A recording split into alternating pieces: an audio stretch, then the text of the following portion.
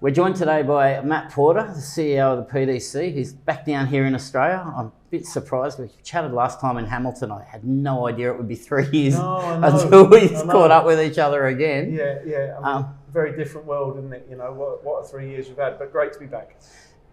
Fundamentally, the PDC was in a good place through the pandemic because of innovation and also because Barry had thought about putting funds away.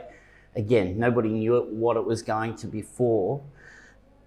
Is that what kept darts in a good stead? I know that merchandise sale was through the roof because of dartboards and everything. You're right. I mean, people did buy dartboards and darts because obviously it was one of the few sort of sports you could play at home.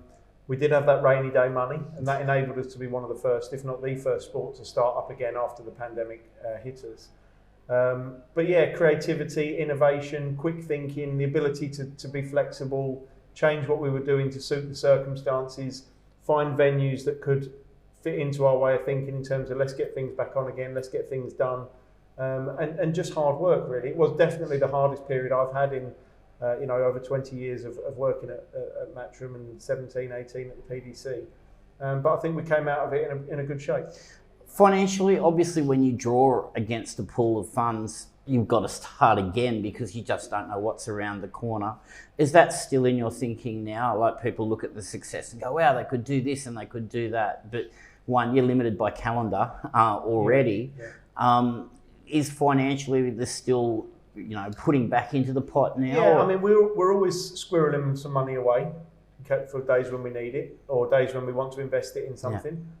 Days when we want to, help increase the growth or the plane of growth of darts. But yeah, it's something that's on our mind that we need to push things forward. So we need to invest, but we also need to make sure we've got those resources in place for if things do go wrong. We know that the PDC in the UK is strong. We know that Europe 3 years ago it was talking about, but now when you look at Spain, Germany, Belgium, like all of those countries roll off the tongue. Is PDC Europe the focus now, the primary next stage? No, PDC Europe is a current stage. Yeah. PDC Europe's been around for probably over 10 years now. The European Tour is very well established. It's now broadcast, globally on PDC TV, but also on an increasing number of real broadcasters. And it attracts crowds of 4,000, 5,000, 6,000 per show, across countries now, Prague and the Czech Republic, Budapest, Hungary, we've been down in Gibraltar, we've been up in Copenhagen, obviously across the DAC region and the Benelux region as well. And we're looking at where else in Europe we can take the European Tour. So the key is to find the right model for the right territory. You wouldn't do a European Tour in Australia, for example, because it wouldn't be the right model. You wouldn't do it in America. But you would do something that fitted for those territories. Same way in Asia, forget COVID, but if you look at the Asian Tour, that's been based around players rather than spectators, because we know it's too early for us to look to attract spectators across Asia in many territories. But in terms of Australia and America, we feel now that they're two territories where we are in a position to push things forward and start to stage events more frequently where we can attract fans. I know that it's been your heart with oceanic darts, not just looking at New Zealand and Australia, but also looking at places like Vanuatu and Solomon Islands. It is about those little territories now, isn't it? Like building up what we would call little territories, but potential. It's about everywhere. I mean, because essentially darts is such a simple sport to play that anybody in any part of the world can play it. Nobody knows if there's somebody out there who's averaging 110, and we just don't know who they are, because it's possible. It's not really possible that there's somebody out there who could go and shoot 60 around a golf course every week, or somebody out there who could go and play for Real Madrid. But it is possible that there's somebody out there who can average 100 plus on a dartboard week in, week out. We just haven't found them yet. So that means we've got to look everywhere, and we've got to make sure that we give them the opportunity to flourish and to develop themselves. Just because the pandemic was there, all of a sudden Barry retires, just to give you a second kind of jab, and we have the restructure. How has that gone? I mean, is it made, obviously, you busy, but different people tailoring their jobs to try and fit in the new world? You got Eddie in as well. And yeah, I mean, essentially everybody who's in a position at Matchroom now has been schooled by Barry, trained by Barry, taught by Barry, and has also been able to flourish and develop themselves. We're not yes men and women to Barry. We listened, and obviously his expertise is second to none.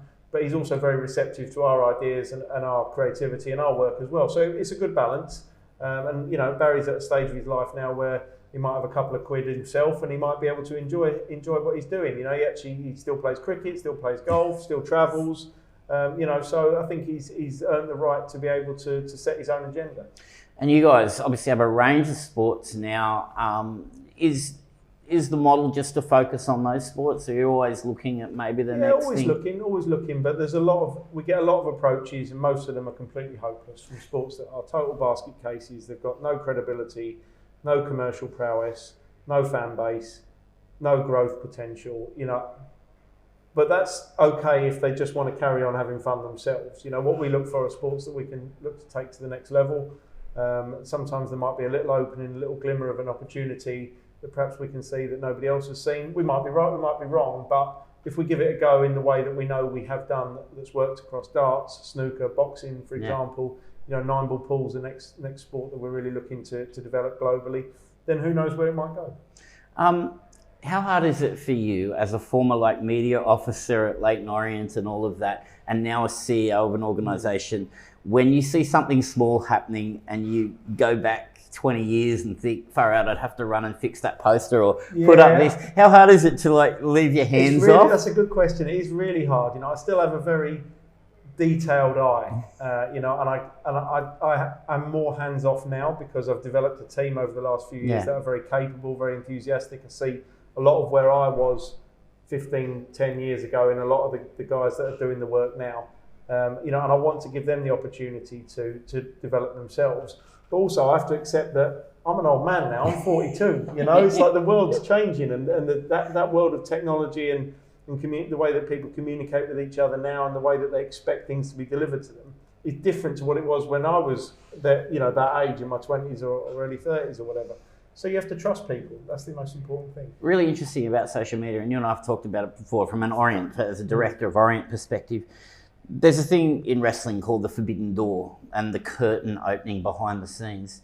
From your perspective, as someone who's worked like myself in the back room, is there too much of that curtain opening of not enjoying the sport, whether it be darts or football or anything else from a fan perspective, but wanting to be on the inside? Do you think that curtain has opened a bit too much? Yeah, you have to strike the balance, don't you? You have to make sure that you give people enough, but perhaps not everything, and also you have to make sure that if you cross the line and go on the inside, that you can look at something from a different perspective again. It's very difficult to be a fan when you're on the inside, and it's very difficult to look at something from a fan's point of view when you're and then when you're on the inside, it's very difficult to look at something from a fan's point of view. So you have to strike that balance, because whatever you're doing, if you don't give the fans what they want, they won't come back. And if they don't come back, you're knackered.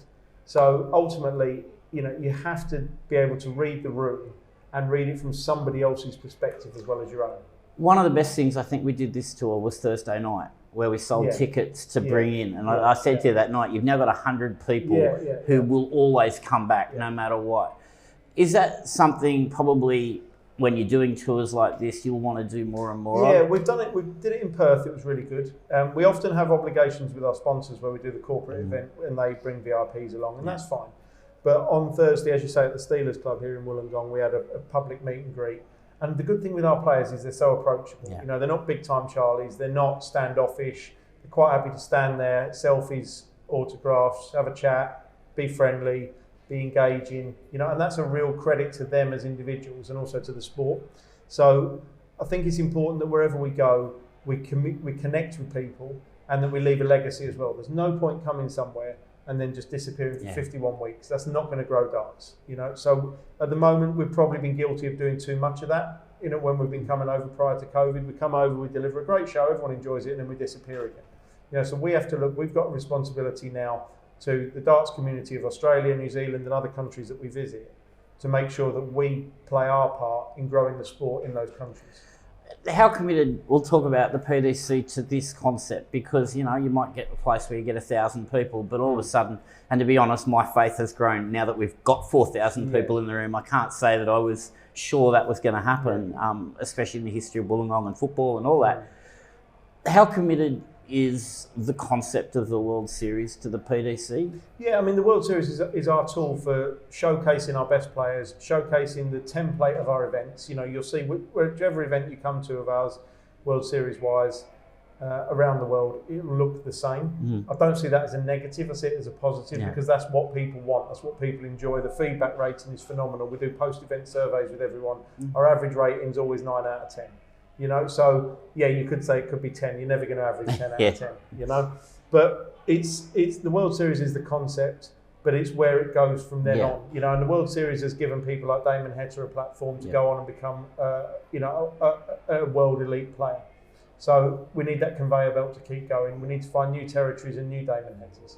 Yeah, and obviously we look at territories around here, and when you get a big crowd, you want to stay there, but you're always looking at tailoring that move. I mean, I know that's why you've called it the New South Wales and the Queensland Darts Masters, because you do want to, there's a certain amount of a market. There is, and you want to put down roots, and you don't want to just go somewhere once and then disappear. Sometimes you may have to, but you don't want to do that. But also you don't want to get stale either. So you have to give people, I think Perth's a good example. First couple of years we were in Perth, it was fantastic. Yeah.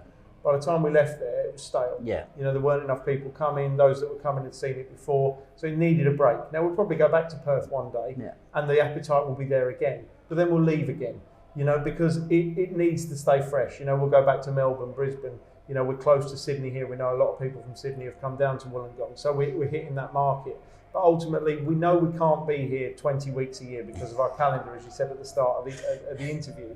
So if we can only be here for a couple of weeks a year, we've got to make sure everybody gets their piece of their pie. Of course, all of you want to move the World Championships so you can be here in summer. But if someone writes a cheque, we'll do it. I must ask you about Orient.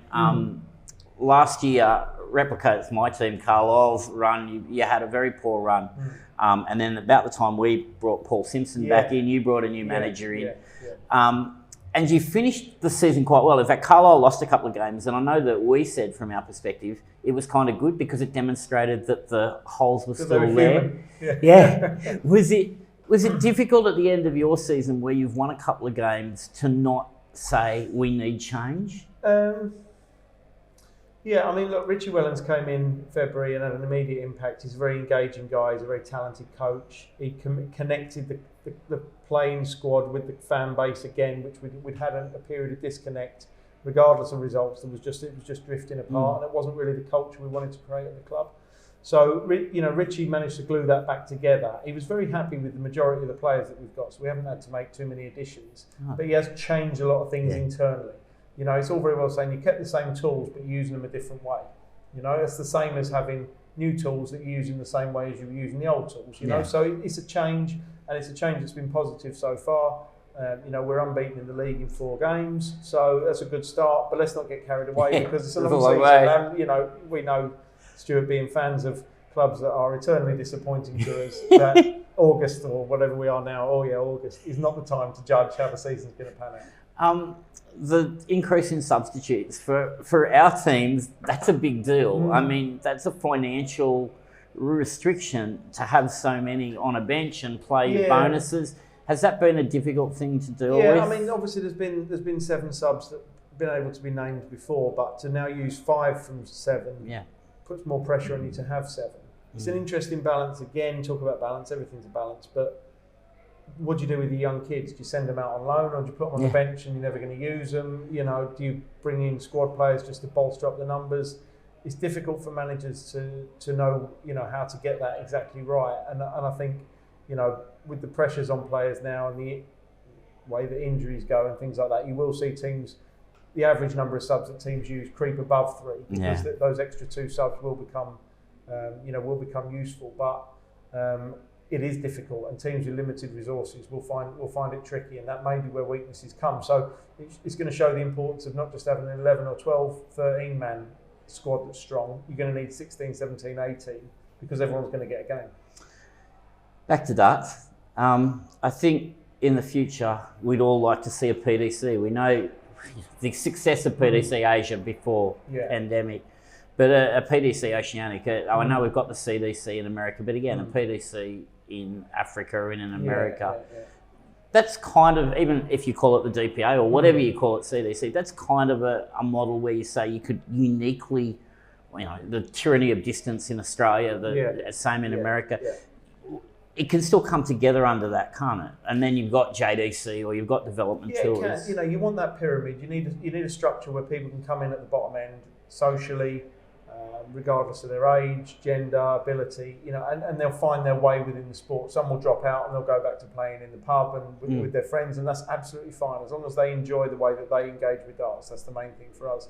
But then those that have got talent, those that do want to take it a bit more seriously, those that can see a future for themselves within the game, they need to be able to climb up through those ranks. So we have to make sure that whoever we partner with in every territory that we go into, they're the right people for offering opportunities to players at the right time and at the right cost as well. It's no good saying to someone, and it's difficult in countries like America and Australia where you have to jump on an aeroplane to travel 4 hours internally. That's a challenge, especially now the way flight prices are going and everything's expensive and cost of living, etc. So it's got to work for people who aren't going to make a living from it, to give them the opportunity to find out if they ever will make a living from it. And you as an organisation haven't been afraid of organisations like the ADC standing up and being a part of seeing themselves in the pyramid, but still kind of being separate from your professional model? We don't work with the ADC. The Challenge Tour provides our thing there, but the JDC has our academy arm, if you like, and then that feeds through to the development tour and the Challenge Tour.